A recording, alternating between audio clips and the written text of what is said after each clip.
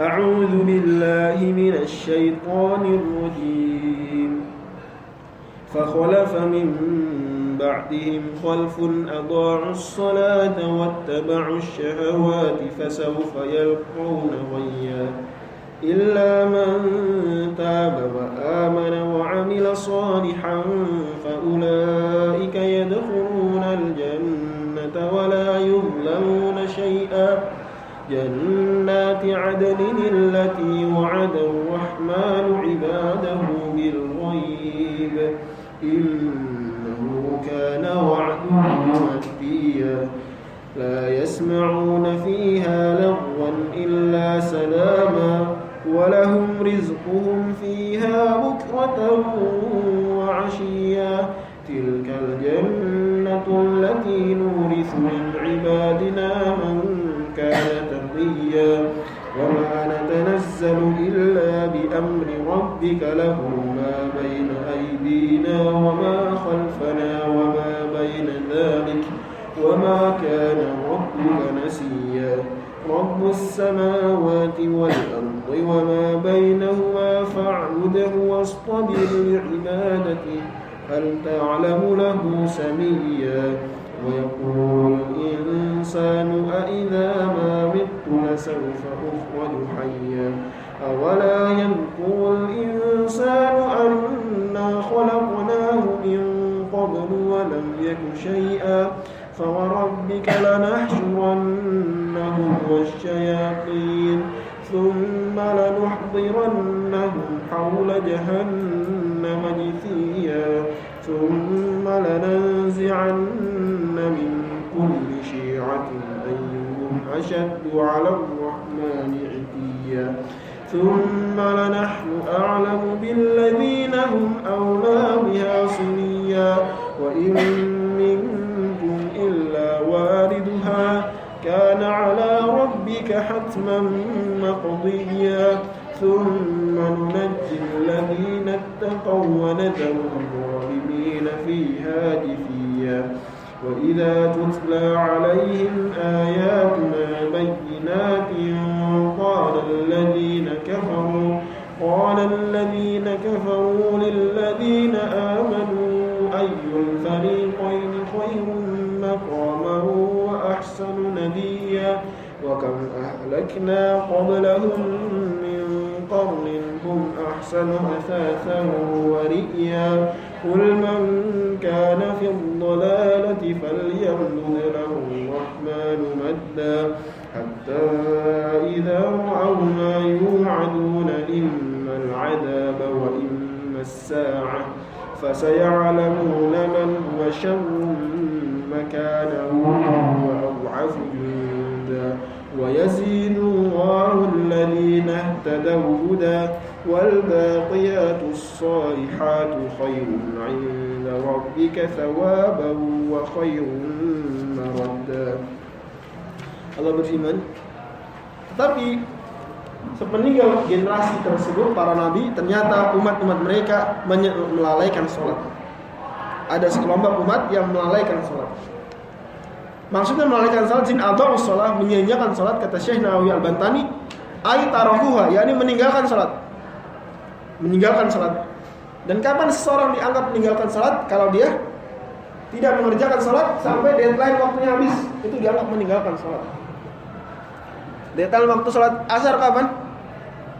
Terbenam matahari. Kalau dia ngerjainnya setelah terbenam matahari, berarti termasuk meninggalkan sholat. Ya walaupun menurut mayoritas ulama tetap wajib qadha. Menurut mayoritas ulama wajib qadha dan dia dosa besar. Tapi dengan lewat waktunya saja sudah dianggap meninggalkan sholat. Sehingga dapat dosa besar, dosa meninggalkan sholat. Yang dosa meninggalkan sholat lebih parah daripada dosa beberapa maksiat. Sampai-sampai kata Ibnu Qayyim, dosa meninggalkan sholat lebih parah ya, daripada dosa mencuri. Walaupun jangan dibilang gini, mendingan mencuri tapi sholat ya, daripada nggak gitu. Ini kalau dibandingkan. Tapi orang sholat nggak mungkin mencuri lah. Orang sholat nggak mungkin mencuri. Inna sholata tanha 'anil fahsya'i wal munkar. Kalau mencuri juga berarti sholatnya nggak benar. Kenapa? Karena sholat ini termasuk rukun Islam, nggak main-main. Dan kaidahnya dalam agama kita ditegaskan dalam kitab Madarijus Salikin Ibnu Qayyim, meninggalkan perintah lebih parah daripada melanggar larangan. Meninggalkan perintah lebih parah daripada melanggar larangan. Iblis dan Nabi Adam sama-sama bikin kesalahan. Nabi Adam melanggar larangan. Larangan apa? Memakan buah dari pohon terlarang. Yang kata orang buah khuldi namanya. Tapi namanya kata Allah ya buah pohon saja ya. Enggak disebut khuldi. Kemudian iblis disuruh apa? Sujud tapi enggak mau. Berarti iblis meninggalkan perintah. Mana lebih parah ternyata akibatnya? Iblis karena meninggalkan perintah. Dari sinilah kaidahnya muncul, meninggalkan perintah lebih parah daripada melanggar larangan. Walaupun ya dua-duanya dosa besar. Dua-duanya dosa besar. Kembali ke sini. Meninggalkan sholat dan mengikuti syahwat. Meninggalkan sholat dan mengikuti syahwat.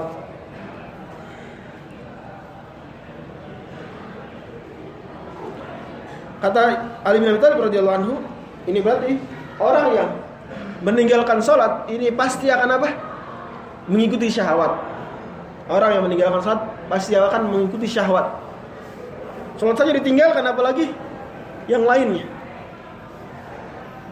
Makanya ya, kalau nyari akhwat, cari yang tidak meninggalkan sholat. Akhwat juga sama, nyari ikhwan yang tidak meninggalkan sholat. Kalau sholat saya ditinggalkan, apalagi kamu ya. Sholat saya tinggalkan, apalagi kamu.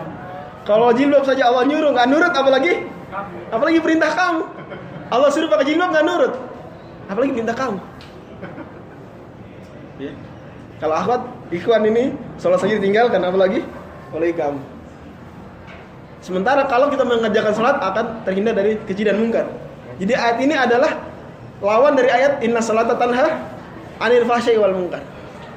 Kalau dibalik, adha'us shalah wa taba'us syahawat. Meninggalkan sholat, mengikuti syahwat. Maka mereka akan mendapati azab di akhirat. Kecuali orang yang tobat, beriman, beramal soleh, maka mereka akan masuk surga dan tidak akan dizolimi selama-lamanya. Dan balasan surga tersebut adalah surga Aden yang Al-Rahman janjikan bagi hamba-hambanya. Yang surga tersebut gaib statusnya. Mereka mendapatkan janji ini pasti. Sungguh janji Allah pasti terwujud. Di dalam surga tersebut mereka tidak mendengarkan ada ucapan sia-sia, tapi mereka hanya mendengarkan ucapan salam. Insyaallah. Bagi mereka, rezeki mereka di waktu pagi dan waktu petang terus menerus. Maksudnya pagi dan petang bukannya dapat jatahnya cuma makan 2 kali ya di surga. Enggak. Walau rizqun fi bukratan wa ashiya, maksudnya di setiap waktu. Tapi sering Allah ungkapkan dengan pagi dan petang. Atau setiap waktu, tapi kalau pagi dan petang lebih dahsyat. Seperti kalau zikir, Allah bilang zikir apa? Bil asyi wal ibkar, petang dan pagi. Maksudnya setiap waktu. Cuma pagi dan petang ada apa? Zikir lebih khusus, lebih banyak. Ya, seperti al-maghfirat, zikir pagi petang. Itu dia zikir lebih ditekan. Jelas nih ya? Allah bisa. Kata Allah, itulah surga yang kami wariskan buat hamba-hamba kami yang bertakwa. Maksudnya nuri itu kami wariskan adalah sebagaimana ditafsirkan oleh Nabi dalam hadis riwayat Imam Muslim, di mana Nabi mengatakan tidak ada orang melainkan sudah punya 2 tempat. Satu tempat di surga dan satu tempat di neraka. Jadi kita nih, saya juga termasuk, sudah punya 2 tempat. Satu di neraka, satu di surga. Tapi yang kita tinggalin ya enggak semuanya. Ada yang ninggalin semuanya, kalau dia ke neraka dulu baru ke surga. Tinggal dua-duanya. Ada yang langsung masuk surga, berarti yang nerakanya enggak dipakai. Ada yang enggak jadi masuk surga sama sekali. Itulah otomatis tempat mereka di surga akan diambil sama orang di surga lainnya. Itulah makna nuri itu, kami wariskan. Ini tempat surganya Abu Jahal nih. Kalau dia beriman, ya buat kamu deh. Ini tempat surganya Firaun. Wah, gede kali ya surganya Firaun kalau masuk surga. Ya, buat kamu. Jadi setiap orang sudah punya 2 tempat, satu di neraka, satu di surga. Kalau kita mau surga insyaallah amin, maka kita akan dapetin juga bonus dari kafling-kafling kosong. Yang aturan jatahnya siapa? Jatahnya Abu Jahal, jatahnya Fir'aun, jatahnya orang-orang tidak masuk surga. Itulah kata Allah, nuri itu kami wariskan. Jadi kita nanti mewarisi kaflingnya Fir'aun, kaflingnya Abu Jahal, kayak gitu para ulama. Lanjut. Kata malaikat Jibril, dan kami tidaklah turun kecuali dengan perintah Tuhan engkau. Ini ada sebab nuzulnya. Jibril suatu ketika nggak datang. Mana nih Jibril, kamu nggak datang nih? Padahal Nabi SAW ditanya tentang Ashabul Kahfi. Nabi ditanya tentang Ashabul Kahfi. Tapi Nabi nggak langsung jawab. Kenapa? Belum dapat wahyu. Besok nggak jawab juga. Dan Nabi juga keliru karena Nabi nggak bilang apa? Nggak bilang insya Allah. Nabi ditanya, kata Nabi, ya nanti saya jawab. Tapi nggak bilang insya Allah. Wahyu nggak turun-turun.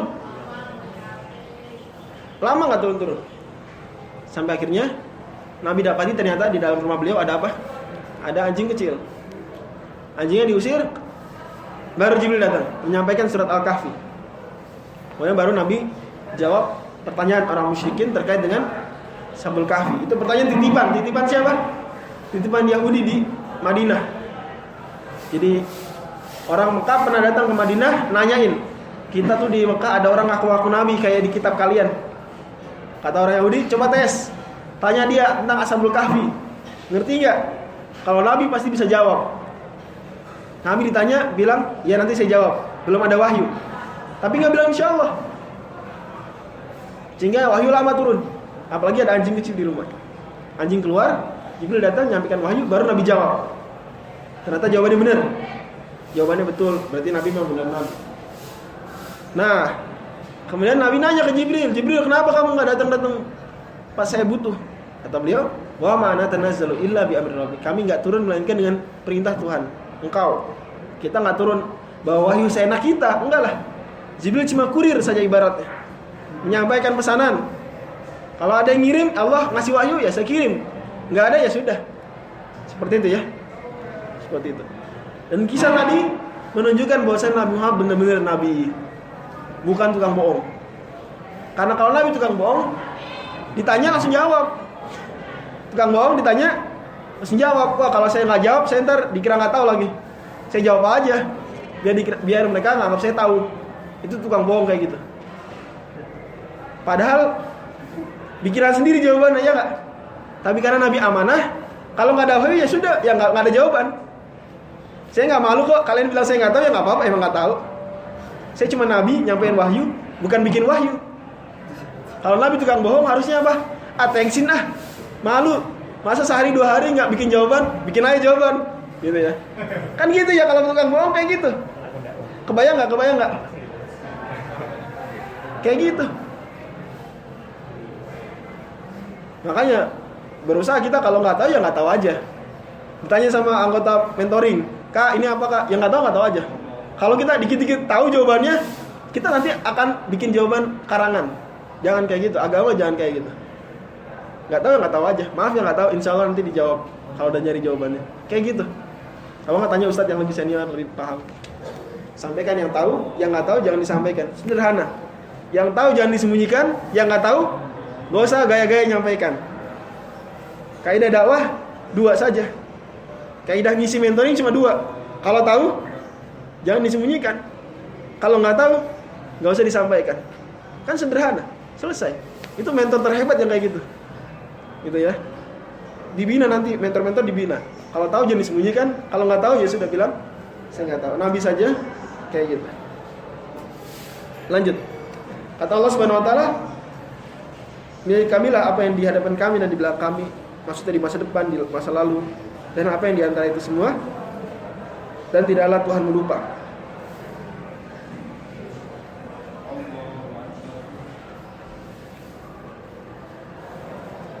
Lanjut.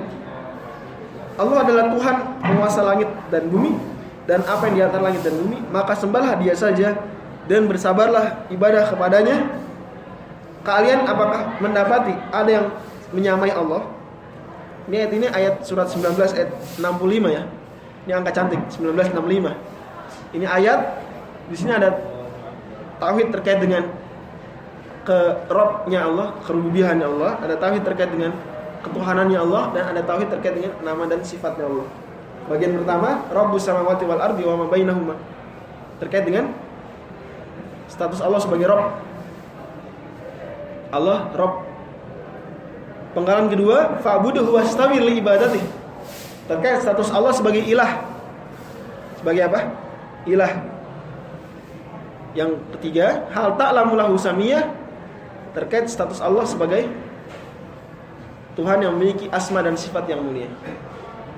Ini aspek-aspek tauhid. Aspek-aspek tauhid. Manusia mengatakan, kenapa kok engkau gak mati saja?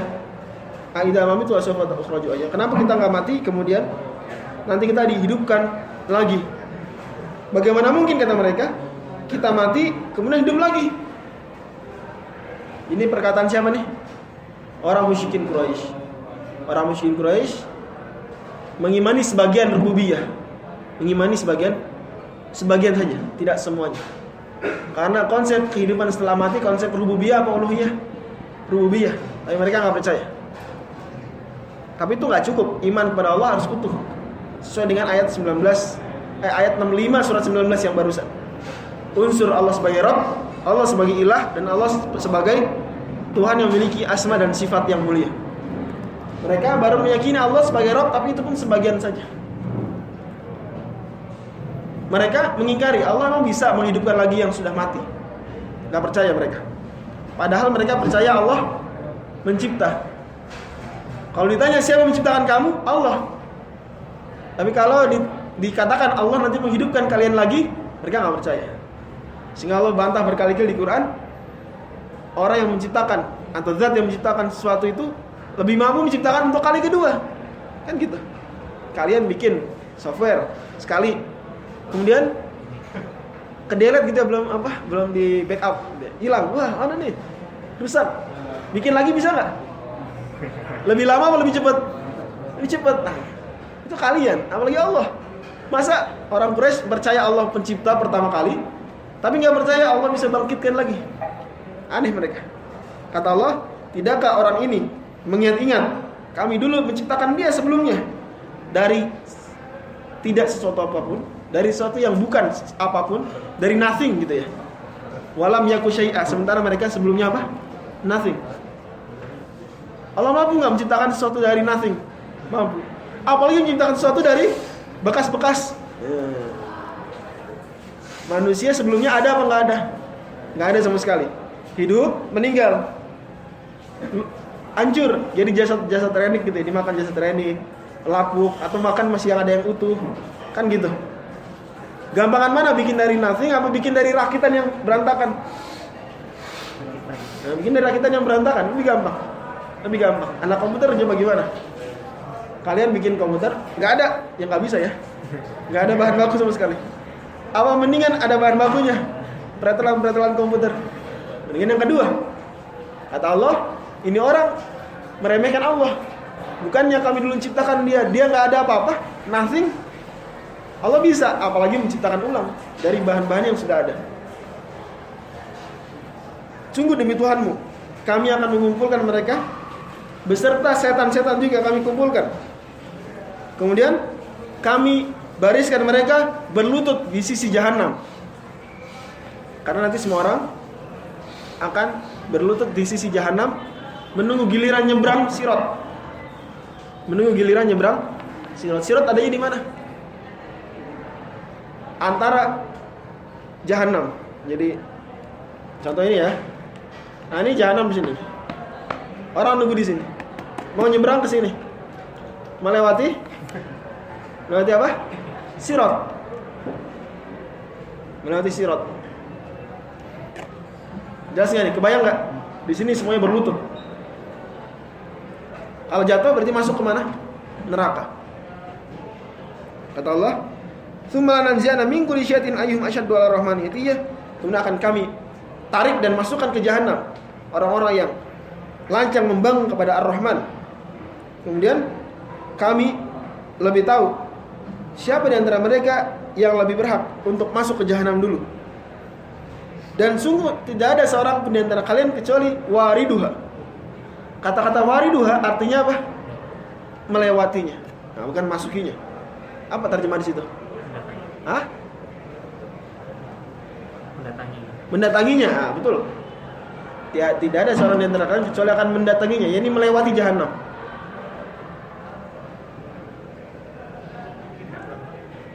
Semua orang nanti akan apa? Melewati jahanam. Sampai para nabi pun seperti itu. Tapi para nabi duluan nyebrang, kemudian mendoakan umatnya, Allahumma salim salim. Ya Allah selamatkan selamatkan. Dalam hadis riwayat Bukhari Muslim ada yang secepat kilat, ada yang secepat kuda, ada yang secepat angin, ada yang berlari, ada yang merangkak, ada yang merambat, ada yang naudzubillah min dzalik apa? Jatuh. Itu tafsiran wa imminkum illa wariduha. Tidak ada seorang pun di antara kalian kecuali akan melewati, mendatangi jahanam. Tapi ada orang yang langsung masuk surga, ada yang masuk neraka dulu, gitu ya. Yang masuk neraka dulu ada, tapi ada juga yang masuk surga langsung. Semoga kita termasuk orang yang masuk surga langsung. Makanya doa orang beriman tuh bukan doa minta sebentar di neraka. Ada nggak doa minta sebentar di neraka? Nggak ada ya. Ada doanya apa? Wakinah. Ada mana ya Allah jaga kami 100% jaga dari azab neraka. Bukan minta ya Allah sebentar saja di neraka, nggak ada. Yang bilang sebentar saja di neraka siapa? Orang Yahudi. Wa qalu lan tamassana naru illa ayyaman ma'dudah. Di ayat lain ayyaman ma'dudat. Kata mereka kita ini nggak akan disentuh neraka kecuali beberapa hari saja. Jadi mereka yakin masuk neraka, cuma bentar aja. Ya tetap aja ya. Itu lancang. Siksa neraka paling ringan saja. Dikasih sendal panas, otaknya mendidih. Dan itu orang yang seperti itu merasa dirinya siksanya paling dahsyat. Hadis riwayat Muslim. Orang yang paling ringan siksaannya adalah Abu Thalib, dikasih sendal dari besi panas, kemudian otaknya mendidih. Kemudian dia merasa sayalah orang yang paling parah siksaannya di neraka. Padahal itu paling ringan. Karena jangan sekali-kali merasa nggak apa-apa di neraka sedikit. Enggak, jangan gitu. Alhamdulillah kembali. Lanjut. Sungguh yang demikian itu penetapan yang pasti sudah diputuskan Tuhan engkau. Kemudian kami akan selamatkan orang-orang yang bertakwa. Jadi orang bertakwa selamat melewati jahanam. Dia lewat tapi selamat. Kemudian kami selamatkan orang-orang yang bertakwa. Dan kami biarkan orang-orang yang zalim di sana. Jadi nanti mereka jatuh masuk neraka. Orang-orang yang zalim berlutut di neraka, terhina di sana. Kalau dibacakan kepada mereka ayat-ayat kami yang jelas, berkata orang-orang yang tidak beriman kepada orang yang beriman, siapa di antara kita yang lebih baik tempat tinggal yang kelak di akhirat atau kedudukan di dunia, dan yang lebih baik kelompoknya. Jadi orang-orang tidak beriman mengatakan kepada orang beriman, siapa di antara kita yang lebih keren, yang lebih berpangkat, yang lebih kaya. Di sini berarti kebiasaan buruk membandingkan kesuksesan akhirat dengan kesuksesan dunia. Padahal nggak bisa, nggak apple to apple. Belum tentu sukses dunia sukses juga di akhirat. Belum tentu di dunia ini sengsara, di akhirat sengsara, belum tentu. Walaupun kita semua berharap Rabbana atina fid dunya hasanah wa fil akhirati hasanah. Tapi nggak bisa tuh, lihat tuh orang nggak bener tuh. Buktinya SBM gagal gitu ya. Orang sesat nggak juga. Gagal SBM ya bukan berarti sesat. Tuh lihat tuh, ketua rohis sesat tuh, nggak masuk, gagal SBM gitu ya. Saya dulu nyemangatin ketua rohis di bawah saya nggak keterima PTN, saya semangatin ya. Masya Allah. Tapi dia orang soleh. Sekarang jabatannya bagus di kantor, di Telkomsel, bagus dia. Gak apa-apa saya sebut saja motivasi. Masya Allah kayak gitu. Jadi nggak jaminan. Sebaliknya yang sukses bahkan terima undangan belum tentu apa? Belum tentu orang soleh, kan gitu. Iya nggak? Berarti memang susah dunia. Kita dalam urusan kampus aja ya, itu nggak terus bukti itu di akhirat bakal soleh, bakal sukses. Nanti kerja pun demikian. kerja pun demikian. Belum tentu yang kerjanya enak itu orang soleh, belum tentu orang soleh kerjanya enak, belum tentu. Tapi orang-orang tidak beriman standarnya seperti itu, standarnya seperti itu. Tuh lihat anak-anak Fuki tuh, lihat tuh IP-nya jelek-jelek. Padahal dia nggak tahu ketua Fuki Mapres.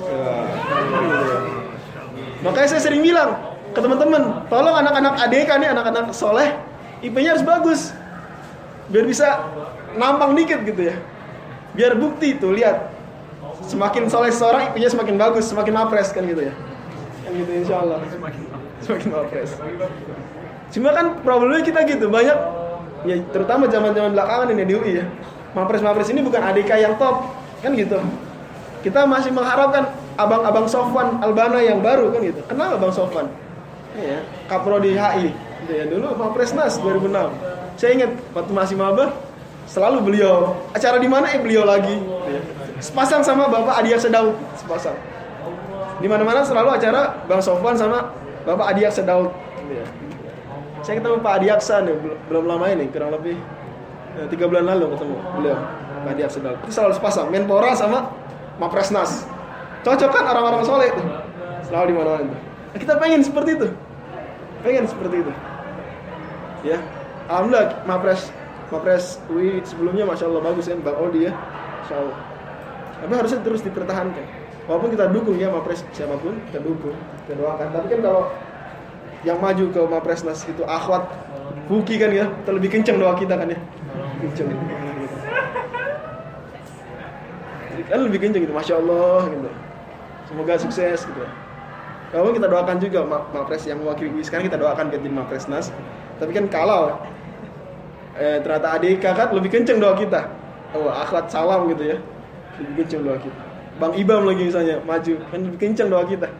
Gitu, Masya Allah. Lanjut. Itu tetap standar orang jahiliyah adalah menganggap sukses akhirat adalah sukses di dunia. Gagal di dunia berarti gagal di akhirat. Tapi itu keliru.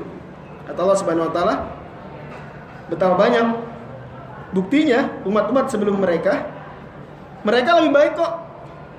Perabot-perabotnya lebih baik, kenikmatan-kenikmatannya, dan juga lebih baik fisiknya. Tapi kami azab. Allah bawa bukti nih. Apa buktinya sukses dunia, sukses akhirat? Sebelum kalian pun ada umat-umat yang teknologi lebih maju, peradabannya lebih berkembang, fisiknya lebih kuat, hartanya lebih banyak, tapi mereka ingkar sama Nabi, kami azab. Kalian Quraisy, di surat Saba Allah bilang, wa ma atainahu min kutubin yadrusuna wa ma arsalna ilaihim min qablaka min nadhir wa kadzdzaba alladziina min qablihim wa ma balaghu mi'syara ma atainahum fakadzdzabu rusul. Kata Allah di surat Saba halaman kedua dari belakang, orang Quraisy sok-sokan dustakan Rasul. Padahal dibandingkan umat Ad, umat Samud, mereka tuh nggak dapat 1/10 aja nggak dapat. Ad dan Samud lebih maju, lebih kuat, lebih kaya. Orang Quraisy nggak ada apa-apanya, 1/10 juga nggak ada apa-apanya. Quraisy punya peradaban apa sih? Kaum Ad, kaum Samud bikin bangunan-bangunan besar. Quraisy bikin apa? Kan gitu. Quraisy punya apa? Ad dan Samud kaya, besar fisiknya, kuat. Tapi mereka dusta sama Rasul, kami binasakan. Itu bukti sukses di dunia belum tentu apa? Sukses di akhirat. Karenanya jangan terlalu membanggakan teknologi belaka tanpa didasari iman. Harus kita maju teknologi, maju juga apanya? Iman, itu baru sukses di dunia hasanah wa fil akhirati hasanah. Lanjut lagi. Katakan, sungguh barang siapa di kesesatan, tersesat dalam kesesatan, niscaya Tuhan yang Maha Penyayang akan memberikan hidayah kepada dia. Dalam tafsiran lain, barang siapa terkungkung dalam kesesatan, Allah akan tambah nikmat dunianya. Ini tafsiran kedua. Jadi ada orang yang dia sesat, keliru, tapi Allah tambah rezekinya. Allah tambah biar makin kaya, biar makin berat hisabnya nanti di akhirat, biar dia makin tertipu sehingga makin parah kesesatannya, sehingga azabnya semakin parah. Ini namanya apa nih? Istidraj. Namanya apa? Istidraj. Qul man kana fid dhalalati falyamdud lahu rahmanu madda. Siapa terkungkung dalam kesesatan, Allah tambah nikmatnya. Jadi jangan kira ninggalin sholat kita nih misalnya, nanti kalian mungkin lulus ninggalin sholat, sibuk kuliah ninggalin sholat, makin maju karirnya. Ntar dulu, jangan-jangan masuk ayat ini. Qul man kana fid dhalalati falyamdud lahu rahmanu madda. Sampai ketika mereka sudah merasa puas, sombong, cukup, mereka melihat azab, baru mereka melihat azab, atau mereka melihat kiamat, sehingga tahulah mereka siapa yang lebih buruk kedudukannya dan siapa yang lebih lemah penolongnya. Dan Allah akan menambahkan buat orang yang mengamalkan hidayah, Allah tambah hidayah. Dan sungguh al-baqiyatus sholihat, ketaatan yang baik kepada Allah, zikir-zikir. Al-baqiyatus sholihat di antara tafsirannya adalah subhanallah walhamdulillah wala ilaha illallah wallahu akbar. Itu lebih baik di sisi Tuhan engkau pahalanya, dan lebih baik orang-orang tersebut kembali di sisi Allah. Terakhir, أفرأيت الذي كفر بآياتنا وقال لأوتين مالا وولدا أطلع الغيب أم اتخذ عند الرحمن عهدا كلا سنكتب ما يقول ونمد له من العذاب مدا ونرثه ما يقول ويأتينا فردا واتخذوا من دون الله آلهة ليكونوا لهم عزا كلا سيكفرون بعبادتهم ويكونون عليهم ضدا ألم تر أنا أرسلنا الشياطين على الكافرين تؤزهم أزا فلا تعجل عليهم إنما نعد لهم عدا يوم نحشر المتقين إلى الرحمن وفدا ونسوق المجرمين إلى جهنم وردا لا يملكون الشفاعة إلا من اتخذ عند الرحمن عهدا وقالوا اتخذ الرحمن ولدا لقد جئتم شيئا إدا تكاد السماوات يتفطرن منه وتنشق الأرض وتخر الجبال هدا أن دعوا للرحمن ولدا وما ينبغي للرحمن أن يتخذ ولدا إن كل من في السماوات والأرض إلا آتي الرحمن عبدا لقد أحصاهم وعدهم عدا وكلهم آتيه يوم القيامة فردا إن الذين آمنوا وعملوا الصالحات سيجعل لهم الرحمن ودا فإنما يسرناه بلسانك لتبشر به المتقين وتنذر به قوما لدا وكم أهلكنا قبلهم من قرن هل تحس منهم من أحد أو تسمع لهم ركزا. Allah berfirman, tidakkah engkau melihat orang yang mendustakan ayat kami, kemudian mengatakan, kami kalau seandainya nanti dibangkitkan lagi di akhirat. Jadi mereka gak percaya akhirat kan ya. Kata mereka, kalau akhirat ada dan kita dibangkitkan, pastilah kita di akhirat dikasih sama Allah duit yang banyak, keturunan yang banyak. Nah, jadi mereka ngayal, sudah gak iman sama akhirat. Berandai kalau akhirat pun ada, kita pasti di akhirat apa? Dikasih sama Allah duit yang banyak. Kenapa? Karena kita di dunia kaya, di akhirat pasti lebih kaya lagi. Kayak gitu, klaim mereka. Kata Allah, tidak. Sekali-kali tidak. Apakah mereka ini melihat yang gaib? Ataukah mereka sudah teken kontrak sama Allah? Kan gak ada. Mereka gak tahu yang gaib dan belum punya kontrak sama Allah. Mana buktinya kalian sudah punya perjanjian sama Allah? Di akhirat bakal punya duit banyak. Kan enggak? Kita saja orang beriman gak bisa mengklaim pasti masuk surga. Gak boleh ya. Gak boleh. Marah Ibnu Mas'ud sama orang sahabat tabi'in yang mengatakan saya mukmin tanpa insya Allah. Marah. Kata Ibnu Mas'ud, kenapa gak sekalian bilang saya pasti masuk surga? Ahlussunnah wal Jamaah adabnya gimana, etikanya? Bilang saya beriman, saya orang mukmin insya Allah. Karena mengatakan saya mukmin artinya saya sudah menjalankan semua amal soleh dan pasti mati beriman. Itu mukmin. Kan insya Allah ya, kita belum pasti begitu. Makanya orang mukmin nggak boleh bilang saya pasti masuk surga, nggak boleh. Bolehnya insya Allah saya masuk surga. Ini kalau terkait pribadi. Tapi kalau terkait status, maka kita harus pastikan semua orang beriman pasti masuk surga. Semua orang Islam pasti masuk surga. Dan orang yang harus kita yakini, walaupun kita menyampaikannya dengan pelan-pelan juga, tapi ini konsep nggak boleh kita tolerir. Orang yang mengatakan selain ini kita katakan, dan orang yang bukan muslim pasti tidak akan masuk surga.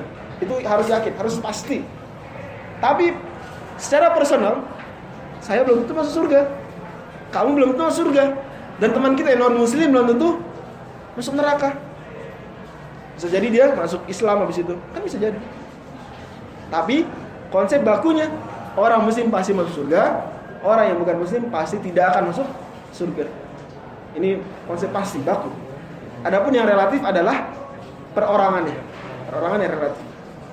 Lanjut. Sungguh kami akan menulis ucapan buruk mereka dalam catatan kami, dan kami akan azab mereka. Dan kami akan mewariskan apa yang mereka klaim sebagai harta tadi buat orang beriman. Dan dia akan datang ke hari kiamat, kata kami, sendirian saja. Mereka mengambil selain daripada Allah Tuhan-Tuhan, sembahan-sembahan, supaya mereka mulia. Tidak, justru sembahan-sembahan tersebut akan mengingkari ibadah mereka dan akan menjadi musuh mereka. Engkau tidakkah lihat, sungguh kami telah mengirim setan-setan kepada orang-orang tidak beriman tersebut, sehingga semakin menyesatkan mereka. Maka jangan tergesa-gesa wahai Nabi terhadap dakwah mereka. Sungguh kalau engkau dakwah kemudian gagal, tenang saja, kami telah menghitung secara pasti jumlah orang masuk surga dan masuk neraka. Kata Allah Subhanahu wa taala, hari ketika kami mengumpulkan orang-orang bertakwa kepada Allah, mereka datang berkelompok-kelompok. Dan kami menyeret orang-orang pendusta dan pelaku dosa ke jahanam sendirian, dalam keadaan haus, dalam keadaan terhina. Mereka tidak punya syafaat kecuali jika mereka telah memiliki perjanjian dengan Allah, yaitu syafaat orang-orang beriman. Di antara orang tidak beriman ada yang mengatakan, sungguh Allah punya anak. Kata Allah, kalian mengatakan perkataan yang lancang. Hampir-hampir langit pecah, hampir-hampir bumi terbelah, hampir-hampir gunung runtuh gara-gara ucapan kalian tersebut mengklaim Allah Ar-Rahman punya anak. Padahal tidaklah pantas Ar-Rahman punya anak. Sungguh semua di langit dan di bumi semuanya hanyalah hamba bagi Allah. Allah telah menghitung jumlah mereka secara pasti, dan semuanya akan datang kepada Allah hari kiamat, masing-masing mempertanggungjawabkan amalannya sendiri. Orang beriman dan beramal soleh, sungguh kami akan berikan kepada mereka kecintaan. Orang beriman, kalau sama-sama beriman, Allah berikan kecintaan. Karena kalau mau makin cinta sama organisasi, sama teman-teman, harus makin beriman. Begitu masing-masing imannya turun, pastilah cintanya apa? Memudar. Terkadang ukhuwah kita tuh renggang bukan gara-gara apa-apa, tapi gara-gara sebagian kita apa? Imannya turun. Sehingga frekuensinya nggak sama lagi dengan teman-teman yang lain, sehingga renggang ukhuwahnya. Allah telah menjadikan itu sunatullah. Rasul bersabda, al-arwahu junudun muyanadah. Fama talafa minha talaf, wa ma tanaqara minha talaf. Sungguh roh sesama orang manusia itu seperti tentara. Kalau sama frekuensinya akan kompak. Kalau tidak akan apa? Saling menjauh. Lanjut lagi. Berarti juga kalau mau saling cinta sama suami istri harus apa? Harus kuatkan keimanan. Semakin beriman, semakin kuat cintanya. Semakin keluarga tersebut jauh dari keimanan, semakin renggang cinta di antara suami istri, cinta dengan anak-anak. Kata Allah, sungguh kami telah mudahkan Al-Quran dengan lisan engkau. Jadi Al-Quran turun dalam bahasa Arab justru memudahkan. Justru memudahkan kita, memudahkan seluruh orang dunia. Bandingkan kalau Al-Quran turun bahasa Perancis ya, atau turun bahasa apa yang susah. Bahasa Arab itu pertengahan, tidak terlalu mudah, tidak terlalu susah. Bahkan semua orang bisa. Coba saja lomba MTQ internasional, orang dari manapun tajwidnya sama, ya enggak? Dari Indonesia, dari Prancis, dari Inggris. Kalau lomba MTQ internasional sama. Masya Allah ya, Masya Allah. Itu justru jadi mudah. Coba Al-Quran turunnya dari semua bahasa, justru sulit, tidak ada penyamaan. Tidak ada namanya lingua franca istilahnya. Tidak bahasa yang menyatukan. Itu basyiril bil muttaqin, engkau berikan kabar gembira buat orang bertakwa dan berikan peringatan pada orang-orang yang lancang menentang. dan betapa banyak sebelum mereka umat-umat telah kami binasakan. Apakah engkau merasakan ada yang hidup di antara mereka seorang pun? Ataukah engkau mendengar suara sayup-sayup dari mereka? Tidak ada yang tersisa. Insyaallah. Kata Syekh Nawawi Al-Bantani, khatamallahu ta'ala hadhihi surah bimau'izatin balighah. Allah menutup surat ini dengan nasihat yang sangat menyentuh. Li'annahum idza ta'ammalu wa amilu wa alimu annahu la budda min zawalid dunya wa min al-intihai ila al-maut, khafu dzalika wa khafu su'al aqibah fil akhirah. Karena kalau orang sadar, merenungi dan mengetahui dunia ini sementara, tidak abadi dan akan berujung pada maut kemudian kebangkitan, mereka akan takut buruknya akibat di akhirat. Fakanu aqraba ilal hadari minal ma'asi, dan mereka akan semakin takut untuk melanggar perintah Allah Subhanahu wa taala.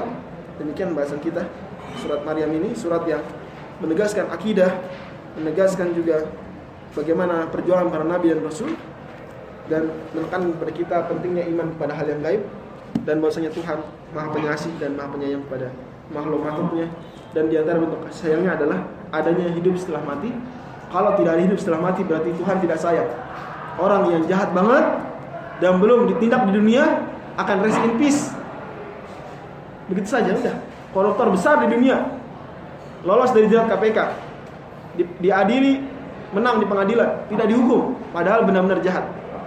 Meninggal rest in peace. Kalau nggak ada kehidupan setelahnya di akhirat, ini orang belum ada yang menindak, ya enggak? Ya, gitu ya.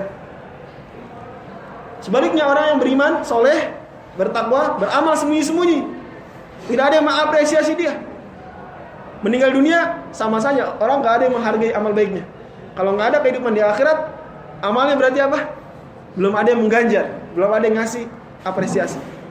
Tapi karena ada kehidupan di akhirat, maka orang yang jahat tadi pasti ada yang menindak, dan orang yang baik ini pasti ada yang membalas dengan kebaikan, sehingga orang mau dilihat orang atau tidak, mau mendapatkan balasan baik di dunia atau tidak, tetap semangat berbuat baik dan tetap takut berbuat jahat. Itulah bukti Allah kasih sayang kepada manusia. Wallahu a'lam bishawab. Ini akhir pertemuan kita. Ada waktu kurang lebih 5 menit untuk diskusi. Wallahu a'lam bishawab. Silakan. Iya. Kan kalau di tengah-tengah kita kan ini cukup kenal masalah 25 Nabi dan Rasul. Iya. Nah itu dari mana sih ini angkanya? 25 Nabi dan Rasul itu 25 yang disebutkan di Quran. 25 yang disebutkan di Quran. Itu yang di Quran aja gitu. Iya.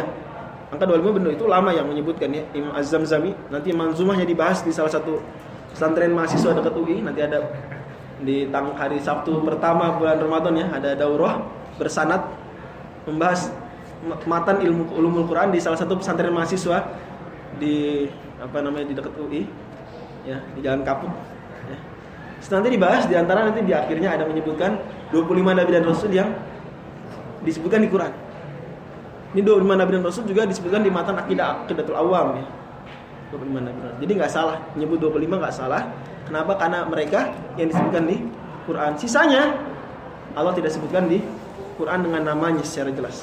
Wallahu a'lam bishawab. Ada lagi tuh yang ulul azmi itu gimana? Apa? Yang ulul azmi kan. Ulul azmi.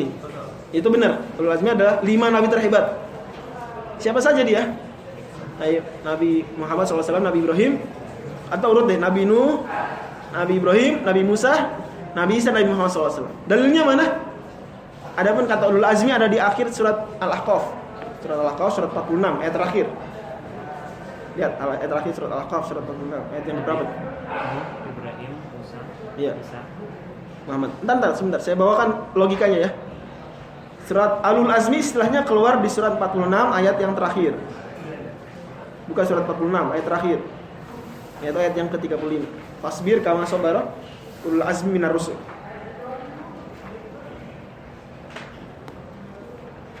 Bersabarlah engkau wahai Nabi sebagaimana sabarnya ulul azmi dari kalangan rasul. Berarti ada nabi, di antara nabi ada rasul, di antara rasul ada ulul azmi. Jelas ya, lebih kecil lagi dia, lebih eksklusif, lebih keren. Top 5. Sekarang siapa ulul azmi? Allah kumpulkan mereka 5-5-nya di 2 ayat di Quran. Yang pertama di surat 33 ayat 7. Surat 33 ayat 7. Surat Al-Ahzab ya, halaman yang kedua, sebelah kanan atas. Ya. Surat 33 itu. Wa id akhadna mitsaq wa id akhadna minan nabiyyin mitsaqahum wa minka wa minuhin wa Ibrahim wa Musa wa Isa bin Maryam.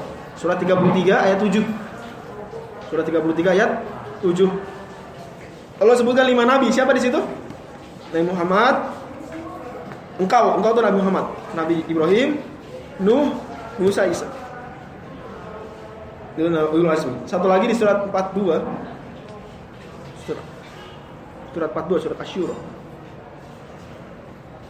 Halaman yang kedua dari surat tersebut. Ayat 13, ya.